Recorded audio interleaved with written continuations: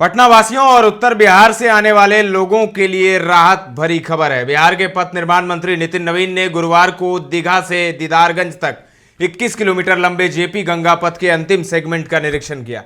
उन्होंने कंगन घाट से दीदारगंज तक के 5 किलोमीटर लंबे पुल का जायजा लिया। निरीक्षण के दौरान बिहार राज्य पथ निर्माण निगम के वरिष्ठ अधिकारी भी मौजूद रहे। मंत्री नितिन नवीन ने बताया कि जेपी गंगा पथ का निर्माण कार्य 31 मार्च तक पूरा कर लिया जाएगा। इस नए रूट से उत्तर बिहार से पटना आने वाले यात्रियों को बड़ा लाभ मिलेगा। वर्तमान में दीदारगंज से पटना शहर में प्रवेश करने में करीब 2 घंटे लगते हैं, लेकिन इस कनेक्टिविटी से यह सफर काफी आसान और तेज हो जाएगा।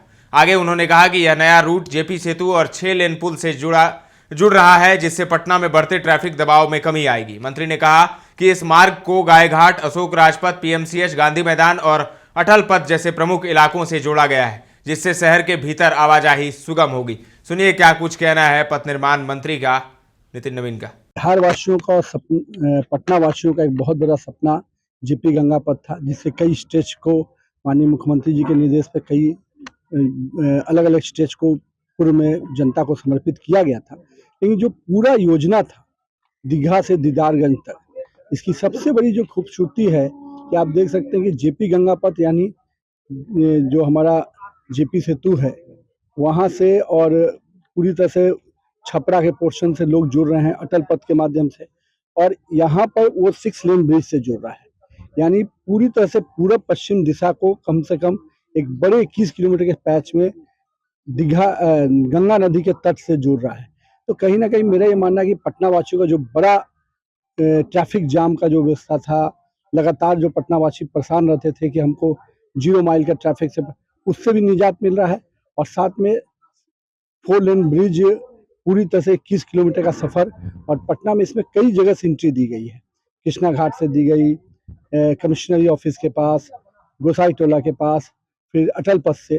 तो पूरी तरह से हर स्टेज पे पटना के जो पॉपुलेशन को पूरा मूवमेंट का मौका मिलेगा, ताकि वो पटना शहर की जो आबादी बढ़ी है उसको एक वैकल्पिक मार्ग मिला है, जिसको हम कह सकते हैं कि जेपी गंगा पथ के माध्यम से एक रिंग रोड की कल्पना से बाहर निकल रहा है। कब तक सौगात मिल पाएगी सब बिहार वासियों को? 31 मार्च तक ये योजना कंप्लीशन के लिए है, और उसके बाद जैसे ही माननीय मुख्यमंत्री जी का समय मिलेगा तुरंत में हम लोग इस योजना का शुभारंभ करेंगे। अगवानी डुमरिया घाट जो पुल बन रहा है उसको लेकर विभाग की ओर से विजय कुमार सिन्हा पूर्व मंत्री थे, कार्रवाई की बात कहें, क्या कार्रवाई आगे होगी? हम उस विभाग के दृष्टि से उस योजना की पूरी समीक्षा कर रहे हैं।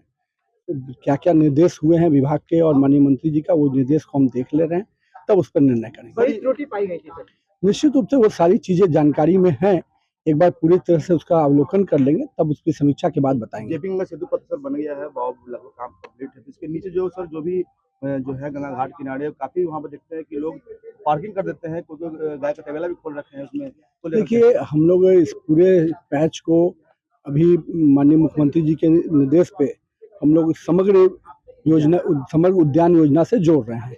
तो अभी 7 किलोमीटर का पैच हम लोग लिए हैं, और धीरे धीरे इस पूरे पैच में एक व्यवस्थित तरह से डेवलपमेंट, ताकि इसकी खूबसूरती भी बनी रहे, इसकी सेफ्टी भी रहे, और साथ ही साथ पटना शहर वासियों को ये एक वैकल्पिक मार्ग तो नजर आए, साथ साथ यहाँ का जो पूरा एरिया है वो भी एक मनोरम दृश्य उत्पन्न करे, उसके दृष्टि से। प्लस इसमें कई जगह से वेंडर्स को भी लाने की योजना है, तो उसको भी व्यवस्थित तरीके से लाने, ताकि एक व्यवसाय का जो केंद्र लोग बनाते हैं वो भी एक व्यवस्थित तरीके से बने। सर, पटना घाट को कब जोड़ा जाएगा? इससे अभी बहुत काम बाकी है। कहाँ को? तो पटना घाट को अच्छा, रेलवे के द्वारा उसका जमीन, हाँ, उस पर हम लोग जमीन उपलब्ध हो गई है, और हम लोग का प्रयास है कि 1 साल के अंदर उसको हम लोग भी जोड़ देंगे। माननीय विधायक और नंदकिशोर जी का लगातार मंत्री हमारे अध्यक्ष जी का रहा है, हम लोग उसको भी 1 साल के अंदर जोड़ देंगे। उसकी अनुमति रेलवे से मिल गई। सुन लिया आपने नितिन नवीन को। जल्द ही पटना घाट से भी इसकी कनेक्टिविटी की जाएगी, ऐसा उन्होंने कहा। जेपी गंगा पथ पटना के लिए एक बड़ी सौगात साबित होगा, जिससे ट्रैफिक जाम से राहत मिलेगी और यात्रा आसान होगी। विस्तारीकरण की भी योजना है, गंगा किनारे बनेगा मार्ग। यह मंत्री ने बताया कि बिहार सरकार तेजी से विकास कार्यों को पूरा करने के लिए प्रतिबद्ध है। जेपी गंगा पथ के चालू होने के बाद उसके विस्तारीकरण की योजना बनाई जा रही है। इस योजना के तहत दीघा से कोइलवर और दीदारगंज से मोकामा तक नई कनेक्टिविटी विकसित की जाएगी। इसके अलावा मुख्यमंत्री समग्र उद्यान योजना के तहत गंगा किनारे 7 किलोमीटर तक के हिस्से को सुंदर और हरित बनाया जाएगा, जिससे यह मार्ग सिर्फ सुविधाजनक ही नहीं बल्कि आकर्षक भी दिखे। 4 चरणों में पूरा हुआ गंगा पथ जेपी गंगा पथ का निर्माण 4 चरणों में पूरा किया गया है। पहला चरण 24 जून 2022 दीघा से पीएमसीएच तक आवागमन शुरू हो गया। दूसरा चरण 14 अगस्त 2023 पीएमसीएच से गायघाट तक कनेक्टिविटी। तीसरा चरण 10 जुलाई 2024 गायघाट से कंगन घाट तक मार्ग चालू। चौथा चरण 31 मार्च 2025 तक कंगन घाट से दीदारगंज तक पूरा होगा। फिलहाल के लिए इतना ही। पटना सिटी से मुकेश की ये रिपोर्ट है। बने रहें दर्श न्यूज के साथ।